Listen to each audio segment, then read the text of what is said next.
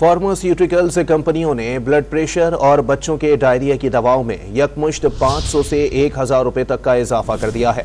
इस हवाले से मजीद तफसीलात जानते हैं डॉन न्यूज की नुमाइंदा अनम मशकूर से। अनम, बताइएगा कौन सी अद्वियात की कीमतें बढ़ाई गई हैं और क्या इसकी ड्रैफ्ट से मंजूरी ली गई थी?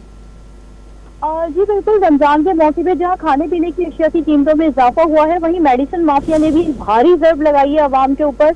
जो आम इस्तेमाल की दवाएं हैं, जिनमें अगर हम बात करें ब्लड प्रेशर की दवा होती है, टेलॉक्स के नाम से आती है ये, इसमें तकरीबन रातों रात जो है इसकी कीमत में 1400 रुपए का इजाफा किया गया है। जबकि बच्चों के डायरिया की बड़ी कॉमन एक दवा है एंटोजर्मिना के नाम से आती है, उसकी कीमत में भी तकरीबन 400 रुपए का इजाफा किया गया है। कंपनीज की तरफ से किया गया है, ड्रैप की तरफ से इस वक्त कोई मौकफ सामने नहीं आया है, लेकिन बराह रास्त इससे जो है अवाम मुतासिर होंगे। यहाँ मेडिकल स्टोर्स के जो मालिकान है उनका यही कहना है कि कंपनी के तयशुदा रेट हैं, दवाओं पे ये लिखे हुए भी हैं, आवेजा हुए हैं, इसमें इनका कोई अमल दखल नहीं है। ये जो भी प्राइसेस इंक्रीज हुए हैं रातों रात हुए हैं और कंपनीज की जानिब से हुए हैं। जी बहुत शुक्रिया अनम मशकूर अपडेट करने के लिए।